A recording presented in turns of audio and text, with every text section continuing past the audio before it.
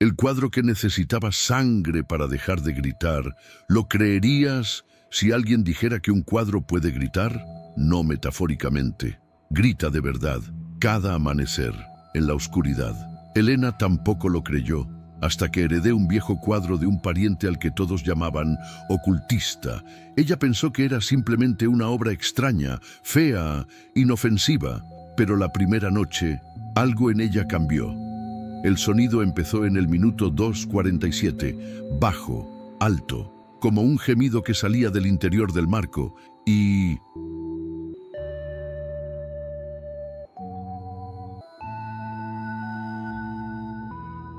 En la tercera noche, el grito fue tan fuerte que hizo parpadear las lámparas. Nada ayudó, hasta el día en que sangró. Y entonces el cuadro quedó en silencio, pero solo por una noche. Lo que allí ocurría no era arte, fue un pacto que nunca debió haber sido heredado. Si esto ya te inquieta, imagina lo que está por venir. Dale me gusta, suscríbete al canal y descubre qué pasa cuando una obra de arte exige más que admiración. La noticia llegó en una llamada breve y casi seca de un abogado.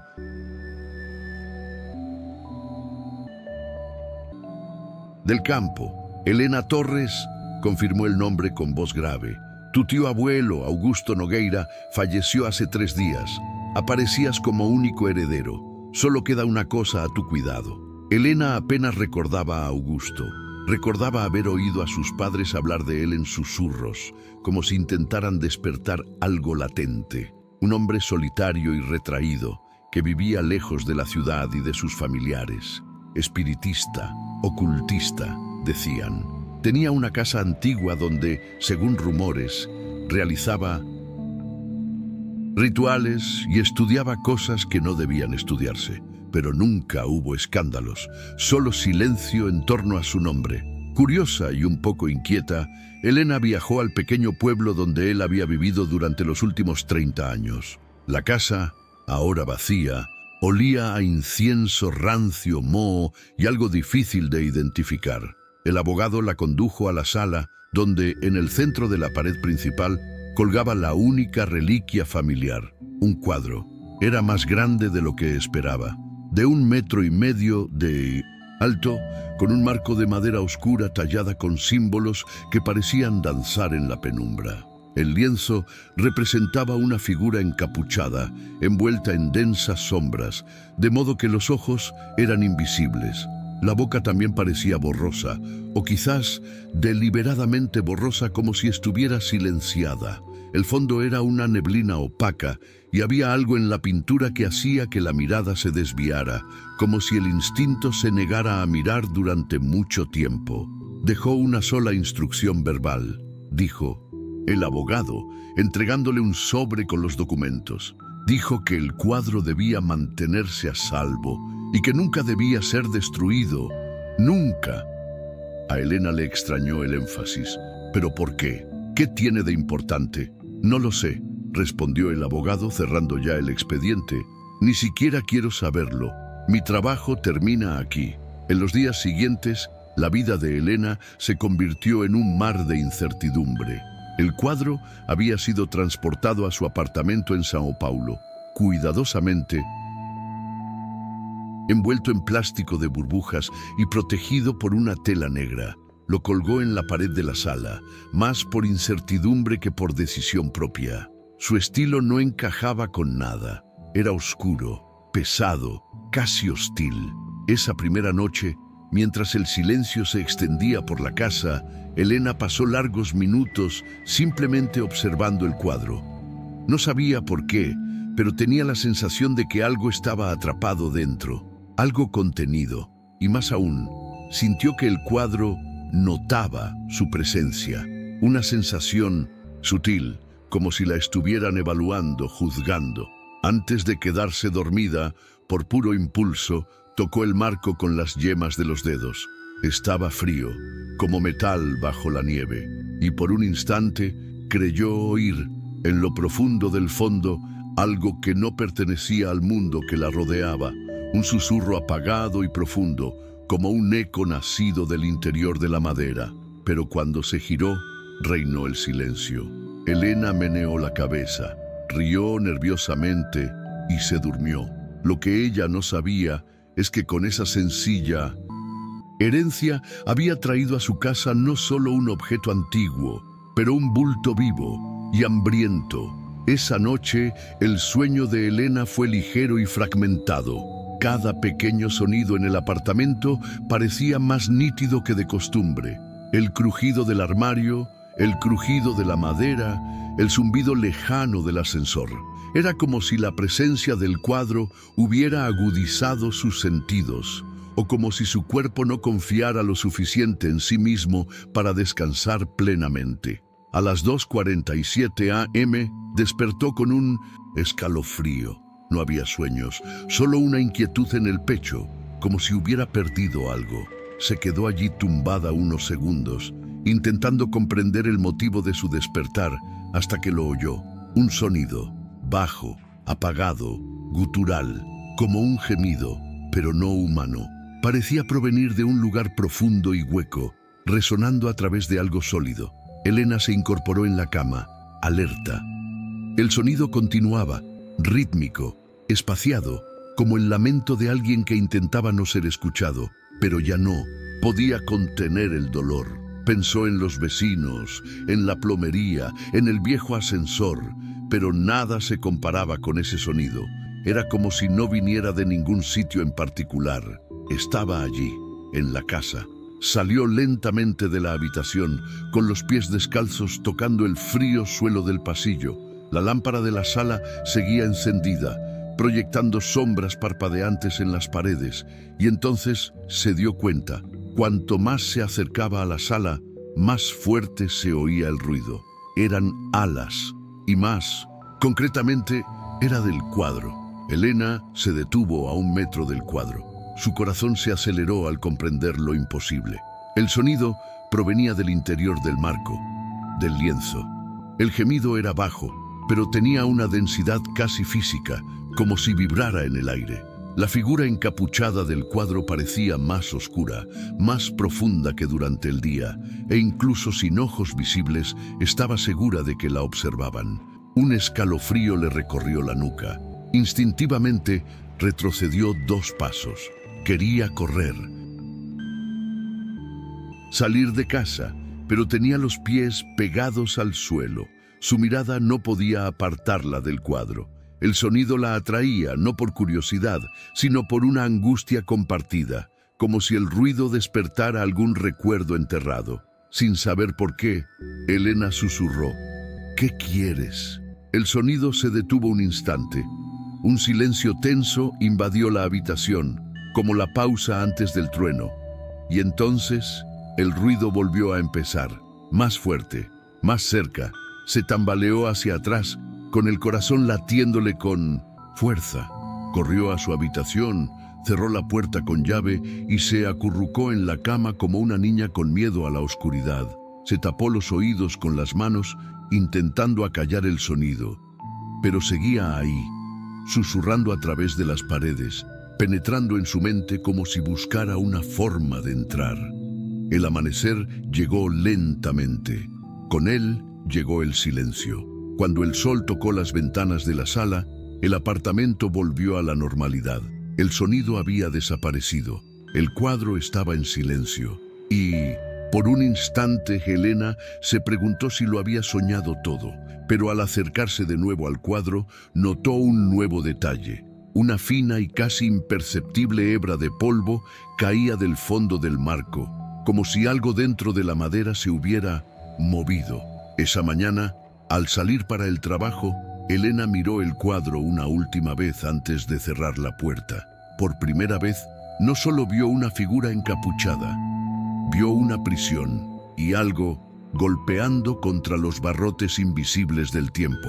Elena intentó seguir con su vida normal durante los siguientes días, convencida de que lo que había oído esa mañana era producto del agotamiento, la imaginación o quizás la extraña aura que emanaba la pintura. Pero en el fondo sabía que no era así. Lo que había sentido al oír ese sonido no era imaginario, era físico, era real. La segunda noche, el ruido regresó, exactamente a las 2:47 a.m. Despertó con el mismo gemido ahogado, ahora un poco más fuerte, como si algo cobrara confianza o fuerza. Al levantarse de la cama, un escalofrío le recorrió la espalda como una ráfaga de viento helado. Cada paso hacia la sala parecía sumergirla en una atmósfera más densa y oscura, como si el aire se hubiera vuelto viscoso alrededor de la presencia del cuadro. Allí estaba él. La figura encapuchada permanecía inmóvil en el cuadro, pero la sensación era que algo se agitaba en su interior. El sonido no era una voz clara, pero Elena empezó a discernir matices. Un tono de dolor, otro de ira, un lamento contenido. Era como si la cosa dentro del cuadro quisiera comunicarse, pero el lenguaje se hubiera roto. Algo aprisionado, presionando contra los bordes de una celda invisible. La tercera noche, el sonido se hizo aún más fuerte. Esta vez, el cuadro pareció vibrar levemente. El sonido se hizo más profundo, más pulsante, y Elena se dio cuenta de que ningún sonido externo, ni el rugido de los coches en la calle, ni el ladrido de un perro lejano, podía ahogarlo. Era como si el sonido estuviera dentro de la casa, pero también dentro de ella. Intentó ignorarlo, usando auriculares, dejando la televisión encendida, cantando mantras, cualquier cosa para ahogar el sonido. Pero nada funcionó. El gemido perforaba los sonidos del mundo físico como si no perteneciera a él. Y lo más inquietante de todo, siempre se detenía al amanecer, sin falta, como si la presencia de la luz tuviera el poder de silenciar el dolor momentáneamente. La cuarta noche, intentó cubrir el cuadro con una sábana gruesa. Funcionó durante unas horas. Pero exactamente a las 2:47 a.m., el sonido atravesó la tela como un trueno contenido durante demasiado tiempo. La sábana vibró, se movió sola y cayó al suelo sin explicación. Elena observaba paralizada, con el corazón en un puño. El sonido vino acompañado ahora de un leve crujido de madera, como si el marco se estuviera agrietando desde dentro. Empezó a dormir con las luces encendidas. Pero no sirvió de nada. La luz artificial no tenía el mismo poder que la luz del sol. En el fondo sentía que la pintura lo sabía. Las noches siguientes se volvieron una tortura. Con cada nuevo ciclo, el sonido se volvía más exigente, como si exigiera atención, como si clamara por liberación. A veces, Elena juraba que podía oír frases formándose entre los gemidos, palabras incompletas, sonidos arrastrados que parecían provenir de una garganta herida. Palabras como «me duele», «vuelve», «¿por qué?». Una de esas noches, dominada por el miedo y la curiosidad, se acercó al cuadro con el teléfono en la mano, lista para grabar. Pero en cuanto pulsó el botón de grabación, el sonido se detuvo. La pantalla del teléfono se apagó y por un instante vio su propia imagen reflejada en el cristal del marco, pero con los ojos nublados, como la figura encapuchada. Ella gritó. Casi se le cae el teléfono. A partir de ese momento, notó un patrón. El sonido no era aleatorio, parecía condicionado. Siempre empezaba a la misma hora, y cuanto más intentaba ignorarlo, más fuerte se hacía. Era como un gemido que exigía atención, como si su dolor dependiera de su presencia. Y al darse cuenta de esto, un pensamiento comenzó a formarse lentamente dentro de Elena. Si ese sonido iba creciendo noche tras noche, ¿qué pasaría cuando se volviera lo suficientemente fuerte como para ser escuchado por todos? Elena intentó seguir con su vida normal durante los siguientes días, convencida de que lo que había oído esa mañana era producto del agotamiento, la imaginación o quizás la extraña aura que emanaba la pintura. Pero en el fondo sabía que no era así. Lo que había sentido al oír ese sonido no era imaginario, era físico, era real. La segunda noche, el ruido regresó. exactamente a las 2:47 am. Despertó con el mismo gemido ahogado, ahora un poco más fuerte, como si algo cobrara confianza o fuerza. Al levantarse de la cama, un escalofrío le recorrió la espalda como una ráfaga de viento helado. Cada paso hacia la sala parecía sumergirla en una atmósfera más densa y oscura, como si el aire se hubiera vuelto viscoso alrededor de la presencia del cuadro. Allí estaba él. La figura encapuchada permanecía inmóvil en el cuadro, pero la sensación era que algo se agitaba en su interior. El sonido no era una voz clara, pero Elena empezó a discernir matices. Un tono de dolor, otro de ira, un lamento contenido. Era como si la cosa dentro del cuadro quisiera comunicarse, pero el lenguaje se hubiera roto. Algo aprisionado, presionando contra los bordes de... La tercera noche, el sonido se hizo aún más fuerte. Esta vez, el cuadro pareció vibrar levemente. El sonido se hizo más profundo, más pulsante, y Elena se dio cuenta de que ningún sonido externo, ni el rugido de los coches en la calle, ni el ladrido de un perro lejano, podía ahogarlo. Era como si el sonido estuviera dentro de la casa, pero también dentro de ella. Intentó ignorarlo, usando auriculares, dejando la televisión encendida, cantando mantras, cualquier cosa para ahogar el sonido, pero nada funcionó. El gemido perforaba los sonidos del mundo físico como si no perteneciera a él. Y lo más inquietante de todo, siempre se detenía al amanecer, sin falta, como si la presencia de la luz tuviera el poder de silenciar el dolor momentáneamente.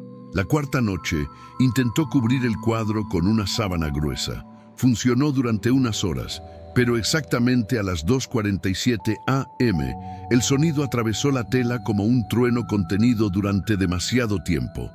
La sábana vibró, se movió sola y cayó al suelo sin explicación. Elena observaba paralizada, con el corazón en un puño. El sonido vino acompañado ahora de un leve crujido de madera, como si el marco se estuviera agrietando desde dentro.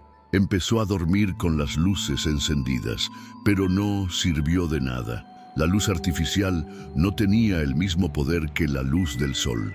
En el fondo, sentía que la pintura lo sabía. Las noches siguientes se volvieron una tortura. Con cada nuevo ciclo, el sonido se volvía más exigente, como si exigiera atención, como si clamara por liberación. A veces, Elena juraba que podía oír frases formándose entre los gemidos, palabras incompletas, sonidos arrastrados que parecían provenir de una garganta herida. Palabras como «me duele», «vuelve», «por qué». Una de esas noches, dominada por el miedo y la curiosidad, se acercó al cuadro con el teléfono en la mano, lista para grabar. Pero en cuanto pulsó el botón de grabación, el sonido se detuvo, la pantalla del teléfono se apagó y, por un instante, vio su propia imagen reflejada en el cristal del marco, pero con los ojos nublados, como la figura encapuchada. Ella gritó, casi se le cae el teléfono. A partir de ese momento, notó un patrón. El sonido no era aleatorio. Parecía condicionado. Siempre empezaba a la misma hora, y cuanto más intentaba ignorarlo, más fuerte se hacía. Era como un gemido que exigía atención, como si su dolor dependiera de su presencia. Y al darse cuenta de esto, un pensamiento comenzó a formarse lentamente dentro de Elena. Si ese sonido iba creciendo noche tras noche, ¿qué pasaría cuando se volviera lo suficientemente fuerte como para ser escuchado por todos? Elena pasó el día siguiente en un estado de suspense. El silencio absoluto de la noche anterior aún resonaba en su interior como algo imposible de olvidar. Un alivio aterrador que lo dejaba muy claro. El sonido no había cesado por casualidad. Algo se había satisfecho. Y ese algo ahora sabía cómo silenciar el dolor. Durante horas intentó racionalizar. Quizás era coincidencia, quizás el corte la había distraído, quizás el sonido, por alguna razón inexplicable, se estaba volviendo más esporádico, pero en el fondo lo sabía. La sangre había sido la clave y la pintura había aceptado la ofrenda. Al caer la noche, Elena se armó de vendas, tijeras, pañuelos de papel e incluso un pequeño cuchillo de cocina. La idea de repetir el acto era absurda, pero el miedo a oír ese sonido de nuevo superaba cualquier repugnancia. Se sentó en el sofá y miró fijamente el reloj. Cuando los números digitales llegaron a las 2:47, dejó de respirar por un segundo. El sonido regresó, igual que las noches anteriores, pero un poco más apagado. Era como si pusiera a prueba su paciencia, como si esperara. El ruido permaneció bajo, con un dolor casi físico, vibrando en el aire como una frecuencia que solo ella podía oír. Entonces, con mano temblorosa, Elena tomó la hoja. Un pequeño corte en la punta del dedo, una gota, dos, se acercó al cuadro y dejó que la sangre goteara sobre el marco, igual que la noche anterior. El sonido se detuvo inmediatamente. El silencio volvió. Casi se desplomó de alivio. El miedo se transformaba en una nueva emoción, la comprensión. Se había hecho un pacto, no por voluntad, sino por necesidad. A la mañana siguiente, Elena notó otro detalle. La madera del marco estaba un poco menos opaca, como si hubiera absorbido humedad. Las tallas parecían más nítidas, y la figura del cuadro, aún encapuchada y envuelta en sombras, estaba más presente, como si los contornos, antes borrosos, comenzaran a definirse. Durante los días siguientes, Elena confirmó el patrón. Todas las noches, a las 2:47 a.m., comenzaba el sonido, y siempre se detenía con una nueva gota de sangre. Una pequeña incisión era suficiente. Un hilillo de sangre le salía de la punta del dedo. Empezó a tener gasa, alcohol y esparadrapo junto al sofá como parte de su rutina. Poco a poco, el dolor físico fue reemplazado por algo más sutil.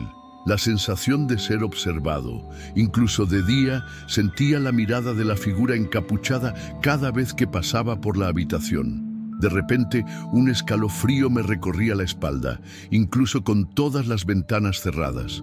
Una tarde nublada, creí oír un crujido proveniente del marco, como si la madera se expandiera o respirara.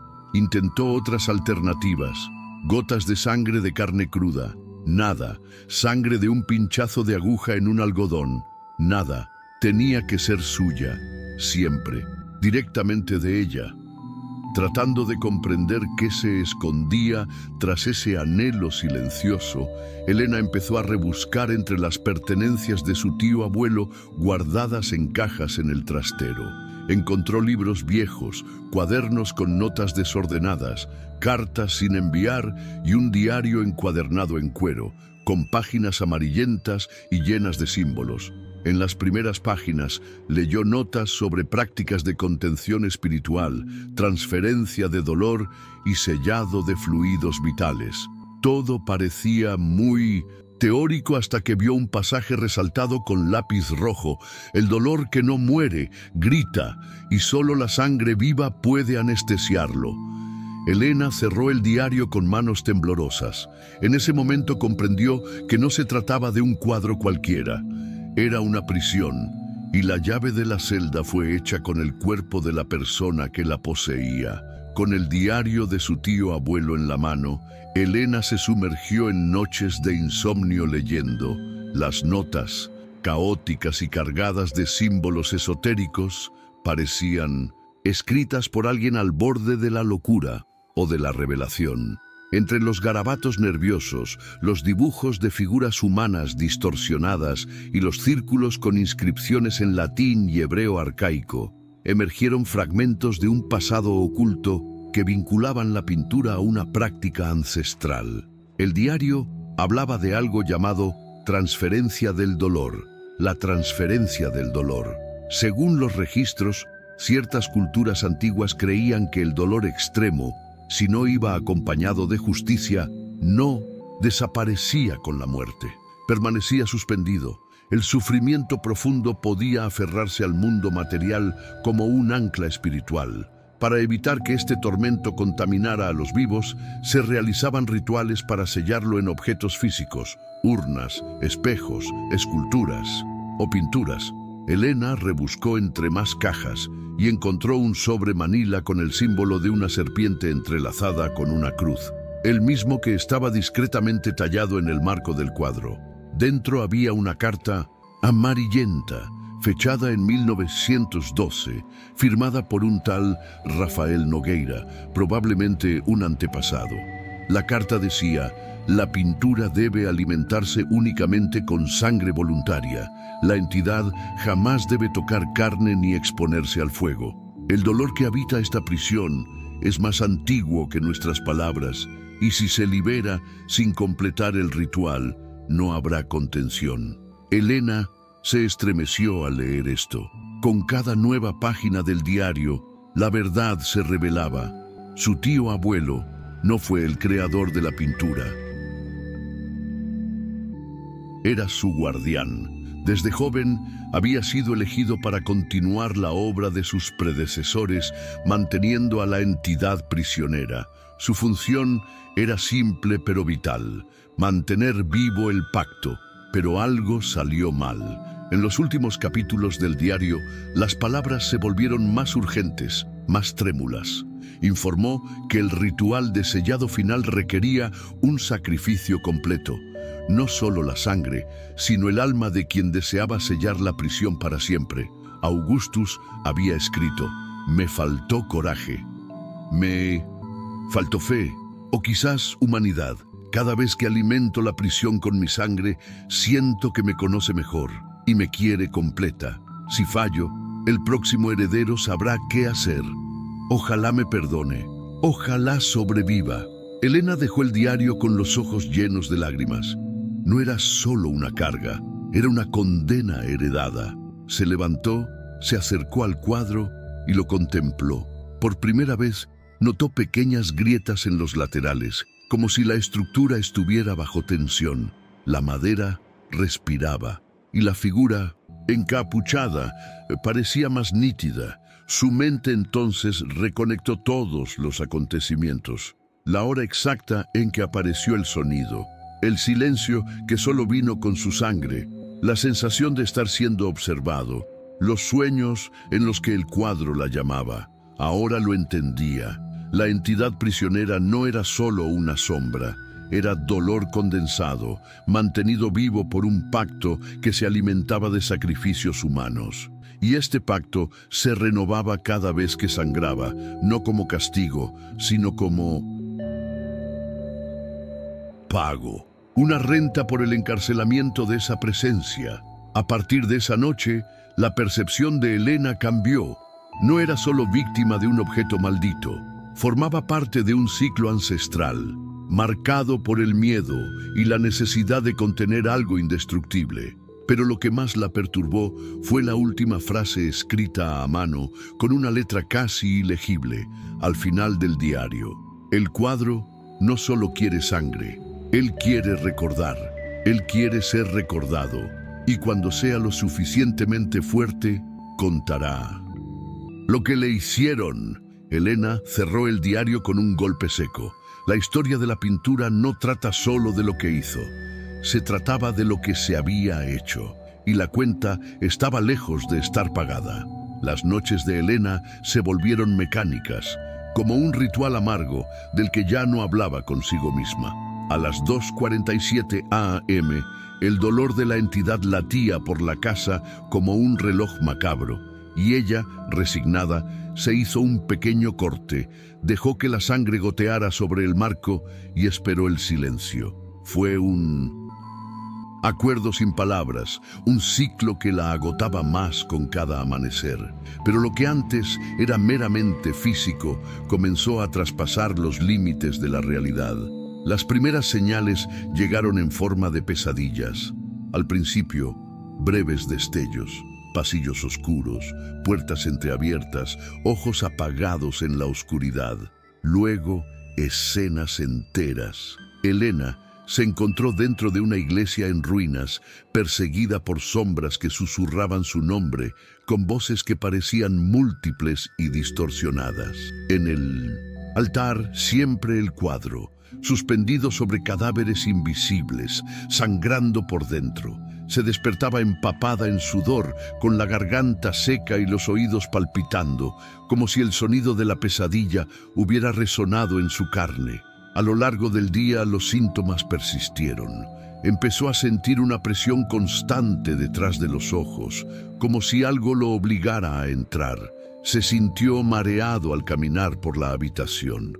En un momento dado, al girar la cabeza, vio que la figura encapuchada se movía ligeramente hacia un lado. No había viento ni grietas, pero la pintura había cambiado. Parpadeó varias veces, con el corazón latiéndole con fuerza en la garganta. La figura permanecía en el mismo lugar de siempre, inmóvil, pero la sensación persistía. La pintura estaba más viva que antes. Durante las siguientes semanas, Elena notó que estaba perdiendo peso, a pesar de comer con normalidad.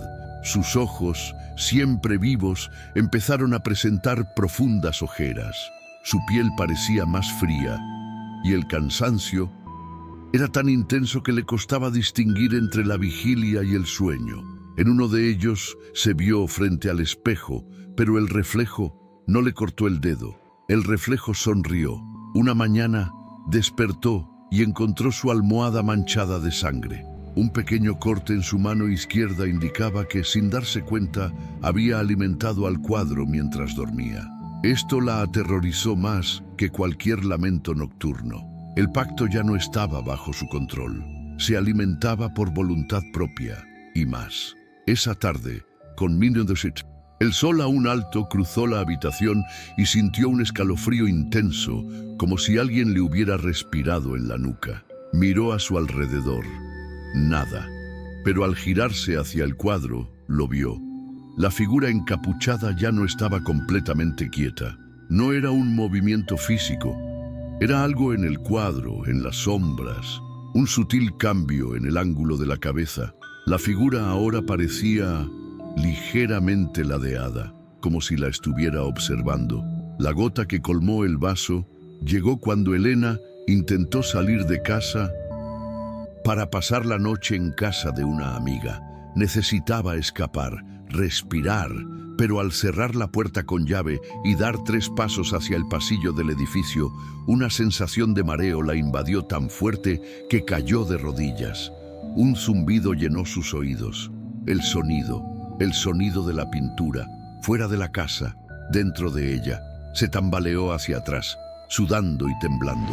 Al entrar de nuevo en la habitación, el sonido cesó al instante. Entonces comprendió lo que hacía la entidad. Se estaba expandiendo, conectándose, tomando. Durante los siguientes días perdió la noción del tiempo. No recordaba si había comido, dormido o hablado con alguien. El apartamento se oscurecía cada vez más, como si la luz natural se negara a entrar. Las paredes crujían a ratos, y el sonido, aunque oficialmente no empezó hasta las 2:47 a.m., se oía muy débilmente durante todo el día.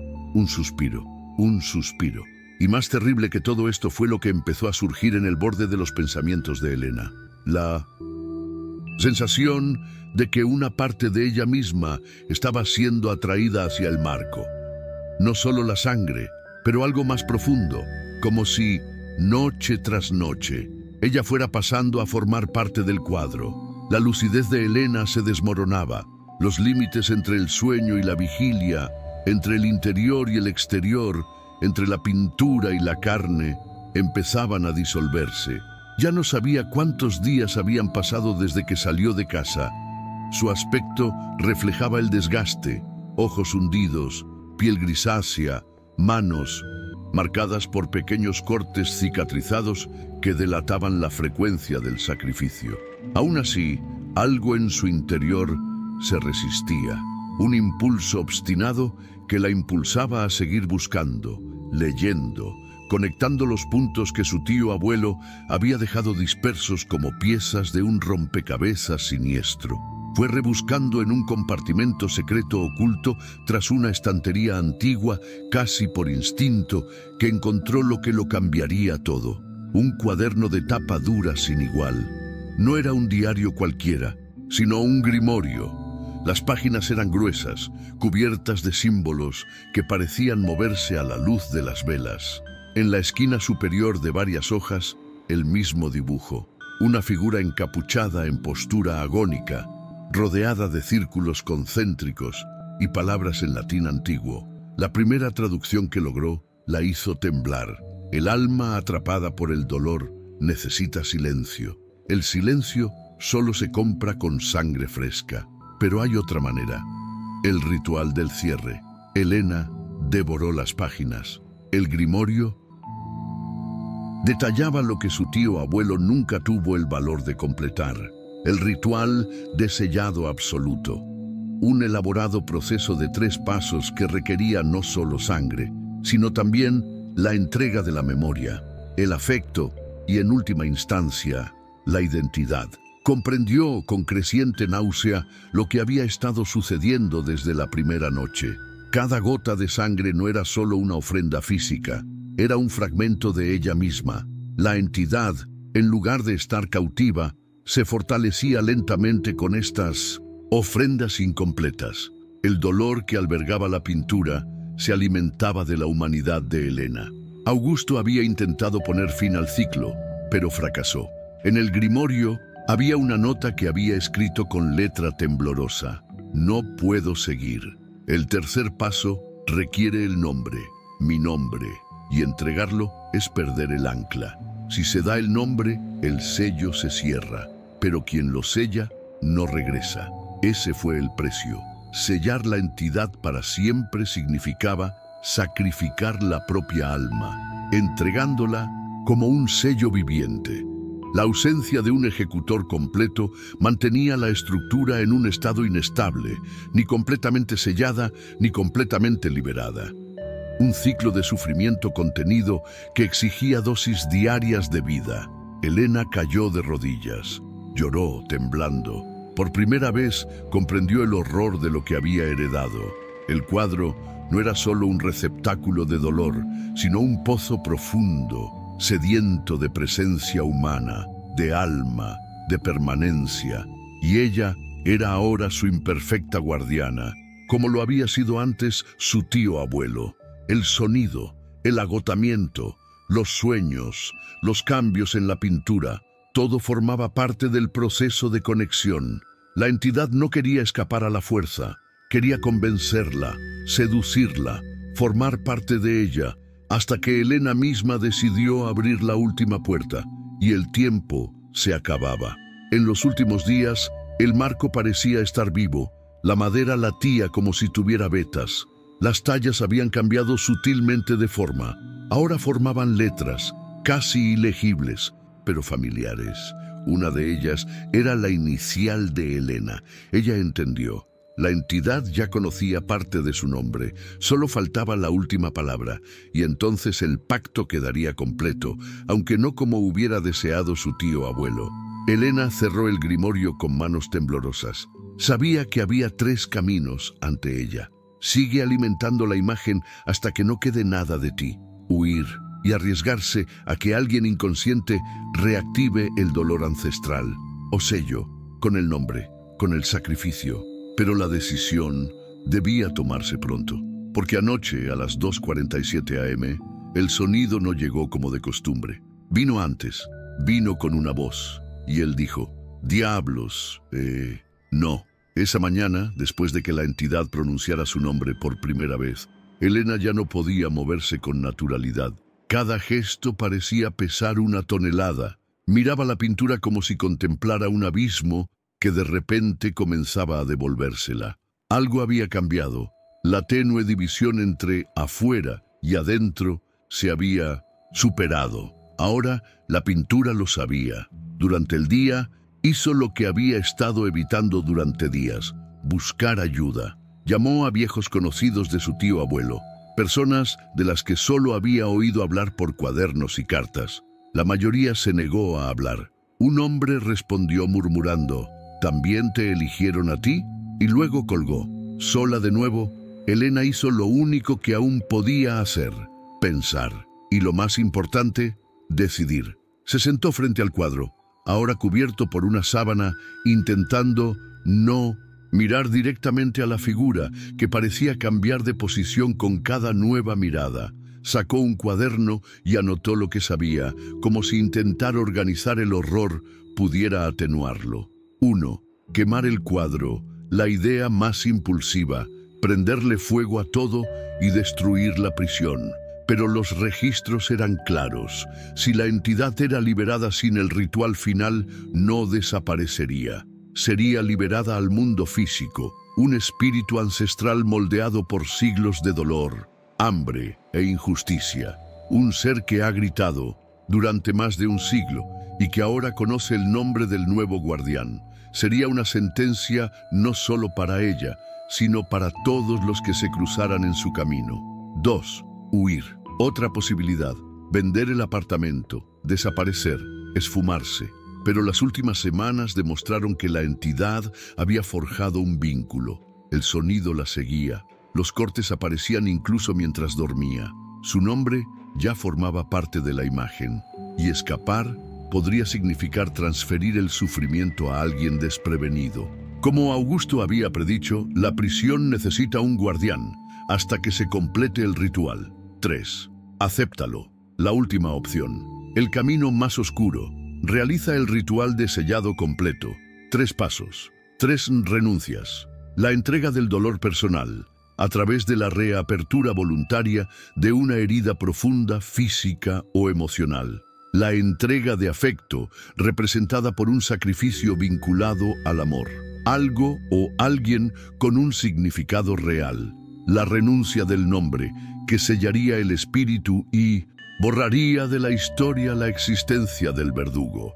Una desaparición completa, no la muerte, sino el olvido. Elena contempló el grimorio abierto ante ella. Las instrucciones eran claras, pero la consecuencia era su borrado. Dejaría de existir en la memoria del mundo. Ningún amigo la recordaría, ninguna foto sobreviviría, ningún rastro digital, físico ni emocional.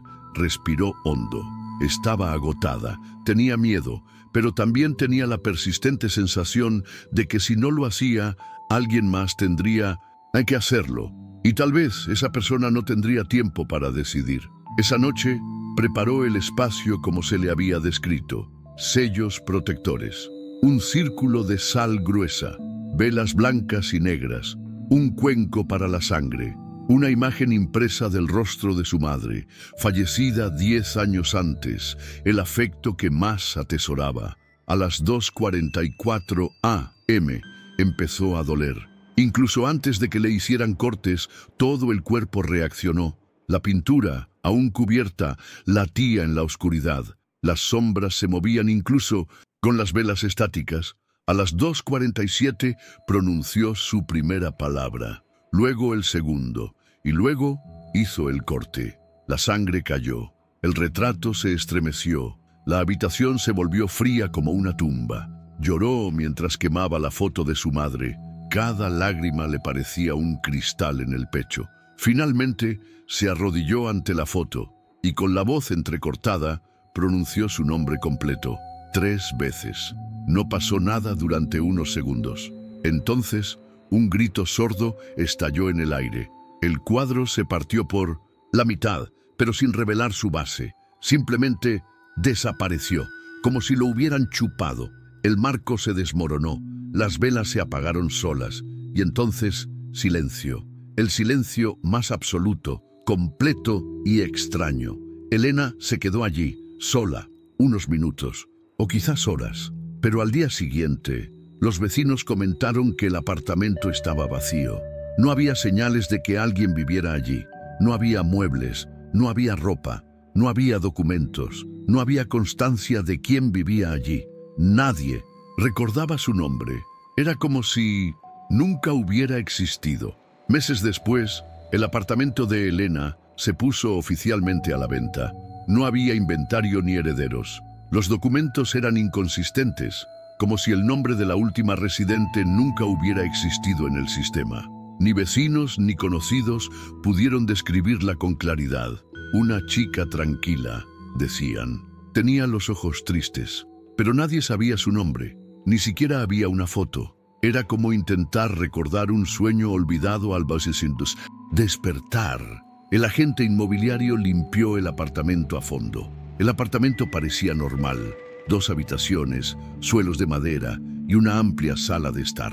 Nada inusual, sin señales de violencia, sin fugas ni goteras eléctricas, sin olores extraños, salvo quizás una inexplicable sensación de aire frío en una de las paredes de la sala. Lo único que quedó fue una caja de cartón forrada, aparentemente olvidada, en el armario superior del lavadero.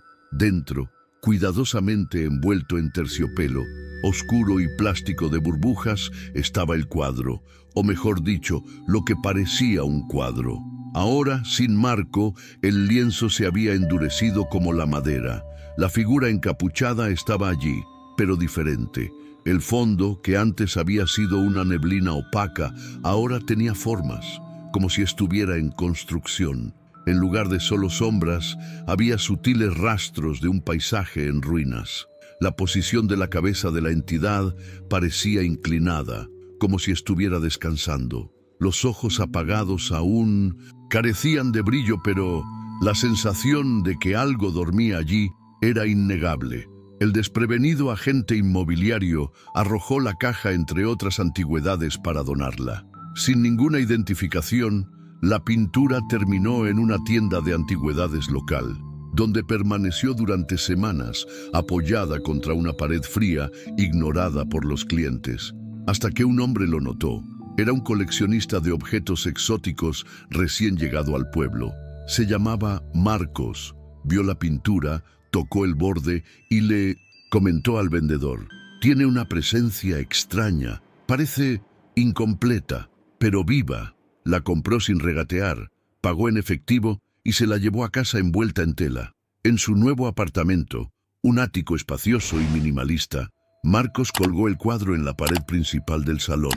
La pieza contrastaba con el resto de la decoración, pero eso la hacía aún más interesante. «El verdadero arte es el que perturba», dijo en voz alta, brindando con una copa de vino. Esa primera noche se despertó con un ruido débil, bajo. El reloj al lado de la cama marcaba 2:47. Sentado en la cama, confundido, pensó que era la plomería, pero el sonido parecía provenir del interior de las paredes. Se levantó, caminó hacia el pasillo y sintió un escalofrío al atravesar la habitación. El cuadro, a la tenue luz de la luna, parecía más oscuro, y el sonido provenía de allí. Él se acercó y, curioso, colocó su mano en el borde de la pantalla. «Interesante», murmuró sin saber por qué. El sonido se detuvo por unos segundos. Entonces empezó de nuevo, más fuerte, más continuo. Marcos sintió un pinchazo en la mano, un pequeño rasguño, quizá de la punta de una astilla. La sangre le corría lentamente por el lateral del dedo y cayó. Una gota tocó la pantalla. Silencio. Sonrió, intrigado. «¿De qué material es este? ¿Reacciona al tacto?». Se giró para ir a dormir, pensando que lo descubriría más tarde. Pero detrás de él, la pintura mostraba algo más. No solo la figura encapuchada, sino un nuevo contorno. Aún borroso, aún emergente, el rostro de una mujer, incompleto, como si fuese recordado. Y a las 2:47 de la mañana siguiente, el sonido regresó. Más alto, más exigente, porque la prisión estaba sellada, sí, pero sellada con un nombre, con dolor y con un alma. Y lo que ahora descansaba dentro de la pintura ya no era solo una entidad de sufrimiento ancestral, también era Elena, y ahora había aprendido a gritar.